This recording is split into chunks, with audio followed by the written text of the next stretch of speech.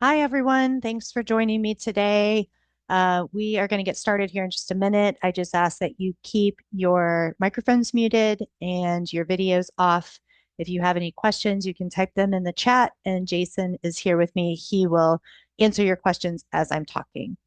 So we are going to get started.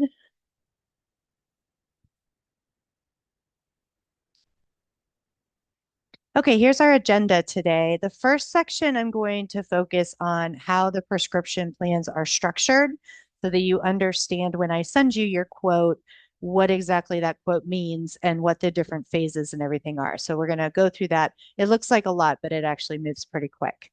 Then we're going to take a quick question break.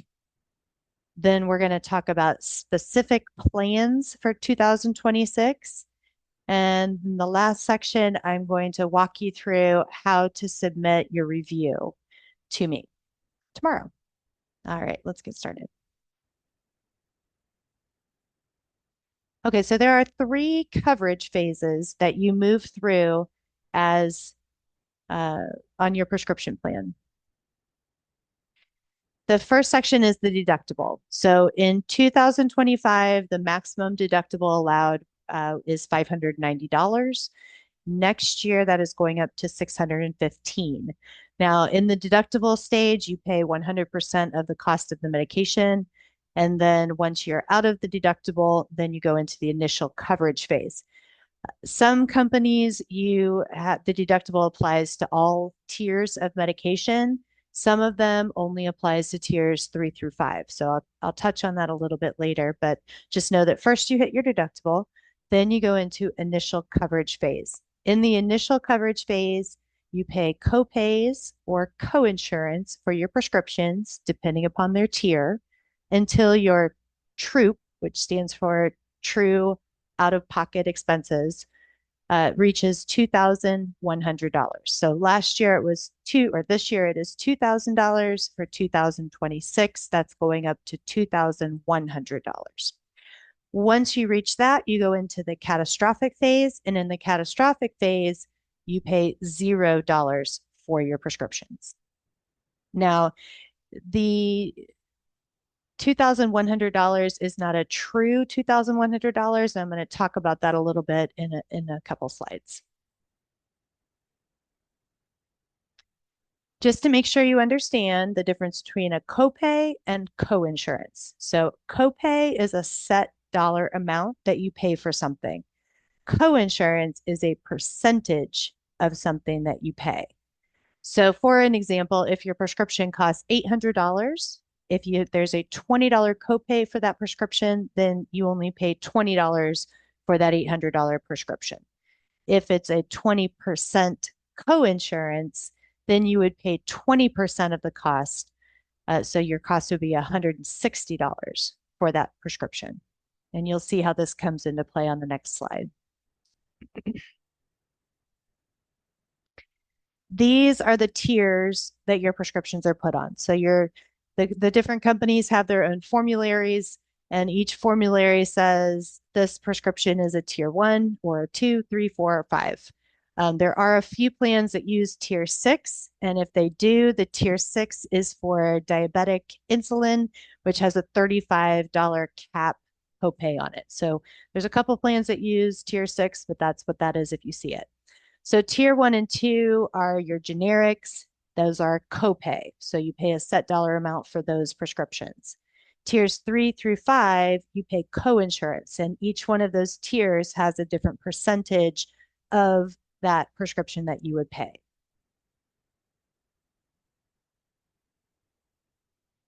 I want to talk a little bit about the Inflation Reduction Act.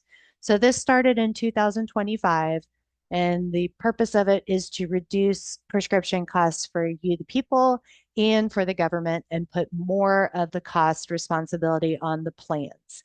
So, of course, the plans don't like that. So they have to make changes to their plans, and we're seeing plans dropping out of the state. We're seeing higher deductibles. We're seeing more use of coinsurance versus copays. You see that our deductible has gone up for next year, and our troop has gone up for next year. And it's all due to this Inflation Reduction Act and how these companies are reacting to that. So let's go into troop, the true out-of-pocket expense. So like I said, the troop maximum next year is $2,100. And how that is figured is your deductible, what you're paying for your deductible, and any co-pays and co-insurance that you pay in your initial coverage phase. Also, it includes any manufacturer discounts that the company gets for those prescriptions. And they don't disclose those amounts to us. So on a quote, it can sometimes be confusing because it will say that you enter the catastrophic phase for your plan for the year, but you can look back and say, but I didn't spend $2,100. So that is all because their manufacturer discounts that they've received from the pharmacies, I'm sorry, from the drug companies, they get these discounts, and those also apply towards your $2,100 for the year. So when you receive a quote back from me and you see, you know, your costs for January, February, March, April, and then maybe you get to June, July, and you see zeros after that, that is because you've hit your troop. And even though you may not have hit $2,100 out of pocket, with the manufacturer discounts you have. And so your prescriptions are zero for the rest of the year.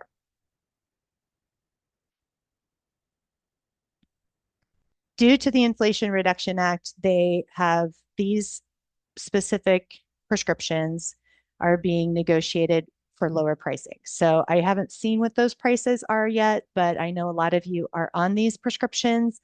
I know they've been very expensive in the past, so I'm pleased and hopeful that we'll see a huge reduction in price for these particular prescriptions.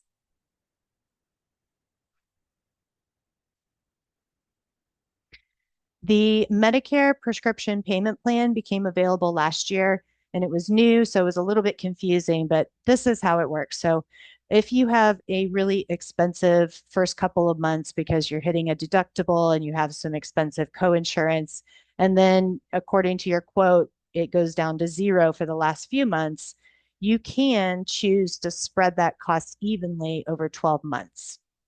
What you would do is you contact your plan and you say you want to sign up for the Medicare prescription payment plan, and they will divide your payment, your co-payments into 12 equal payments, and you will pay your plan for those co-pays, not the pharmacy when you pick up your prescriptions. And all of the plans offer this, they're required to. So this is just something that can help you if you need to stretch your payments out to equal payments instead of having some big expenses at the beginning of the year.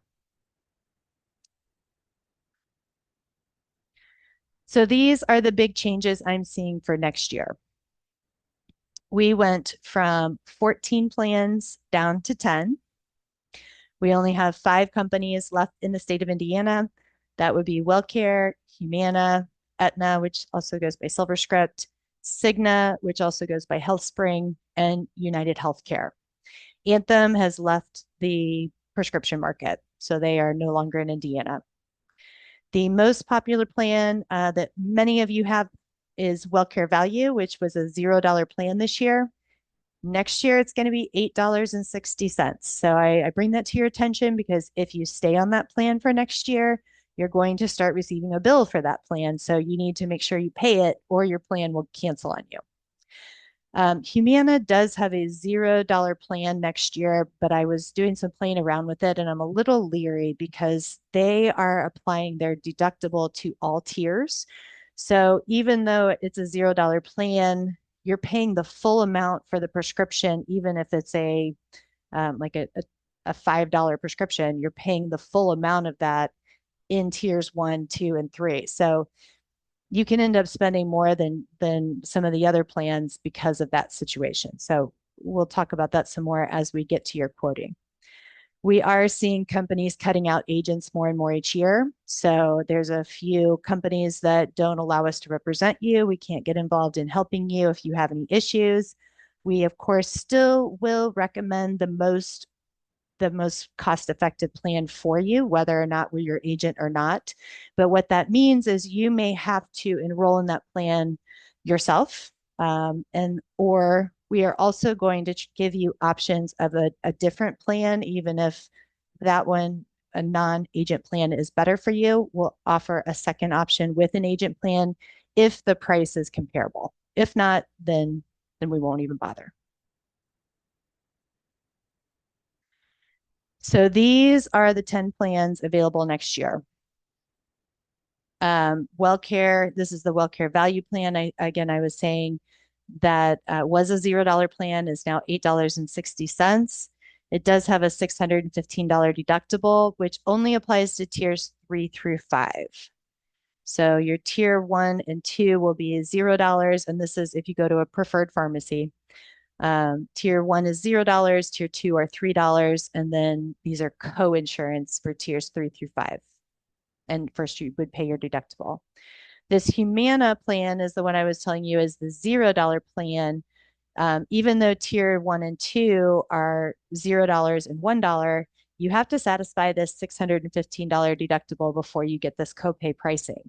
So that's where I was explaining even a simple prescription such as a Torvastatin is a $5 prescription. So you would pay $5 for it, even though it might be a tier 1 because the deductible is applying. So even though this is a $0 plan, when I was playing with it, I didn't really find that it was the best plan for everybody out there. I do, though, like this Humana Value Plan, which is just $1.30 more than the WellCare Value Script. The deductible is a little bit smaller, but I did like that their tier 1 and tier 2 are 0, and their tiers 3 and 4 are a little bit cheaper than WellCare Value. Um, so when I was playing with the numbers, I was finding that this one was coming out cheaper than WellCare Value, or if it wasn't, it was very, very close. WellCare Value, again, is not using agents and they don't have the best customer service. Humana Value does use agents, so we would be able to assist you. So if I'm doing your quote and I find that this pricing is very close, I will provide you the numbers for both. Of course, it is up to you which one you decide to go with, but I want you to have all the options that are available to you.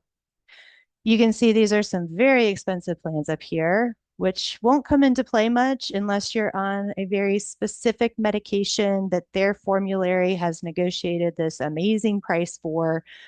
Um, Otherwise, they won't come into play because your prescription premium does not count towards your troops. So if you're on this very expensive $127 plan, that $127 is not counting towards that $2,100 maximum for the year. So there are not going to be very many situations where these plans will come into play, at least that I can see. Again, that manufacturer discount does make a big difference. It is a little bit confusing when you get your quote because you will see you'll go into catastrophic, but it will tell you that the most you're paying is say $1,800 and you didn't reach the 2,100, but it does cut off there because there's been some manufacturer discounts applied to your troop as well.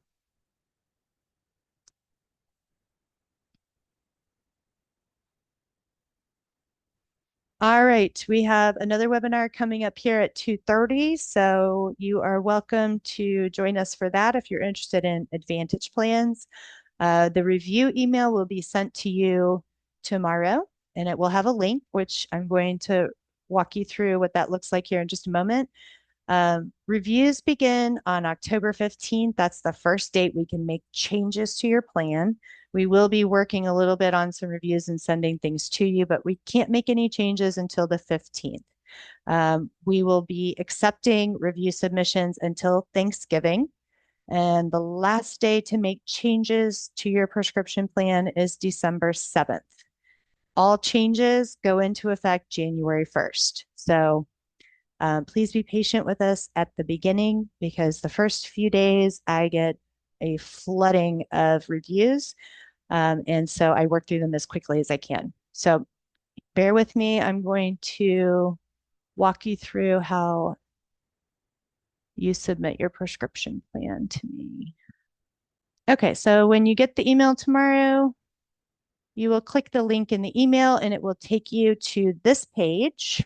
You will click Start Medicare Guide. And throughout all of these pages, the only things you need to fill in are the ones with a star. So another newbie, 1860, and my email. Phone number is not required. So you can put it in if you want, or you can skip it.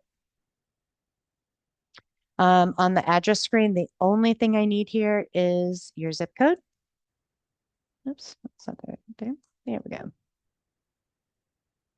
No, it doesn't like it. There we go. Save and continue. The doctor section, if you are getting a prescription plan and you know you're staying with a prescription plan, I do not need your list of doctors. That would only be for if we're doing an Advantage plan quote. So if you're considering an Advantage plan, I do need you to fill this section out. If you are not considering an Advantage plan and know that you're sticking with a prescription plan, you can skip this section. You're on traditional Medicare. You don't ever have to worry about networks of doctors. So don't go through the hassle of filling that in. Click the skip. Medications I do need, and this is a very important part of this process. So my quotes are only as good as the information that you give me. So double check your list.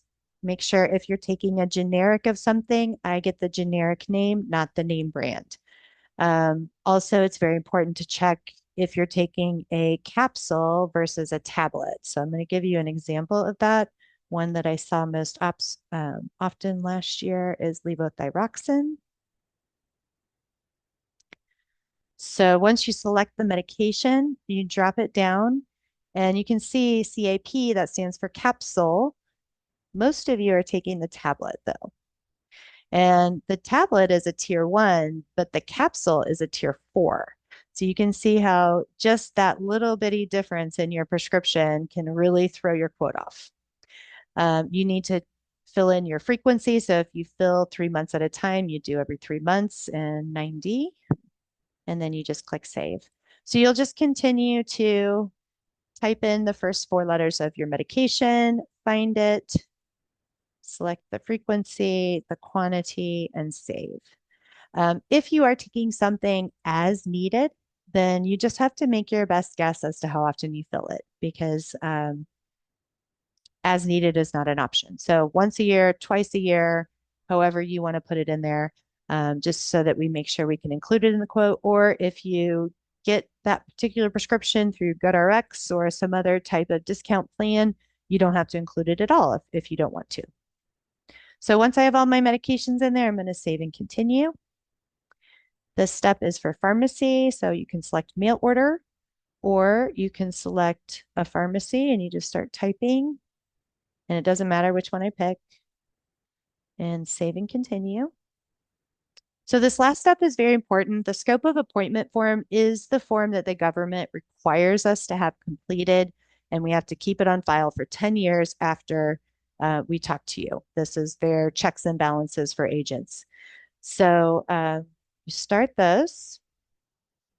And please be thoughtful in what you choose here. Last year, a lot of people would just pick all the boxes. And when I get your review in, I look at this and see what exactly you're looking for. So if you check all the boxes, then I'm going to assume that you want to talk about Advantage plans, you want to talk about prescription plans, and everything else under the sun. That puts you in a different section of quotes that I do, because obviously that's a bigger conversation. I have to schedule that a little bit differently than, oh, I'm just reviewing your prescription plan. I'm happy to do whichever way you want, but let's just make sure that we're picking what we're looking for. So if I'm just quoting your prescription plan, I'll pick standalone prescription plan. You can choose your supplement here if you want.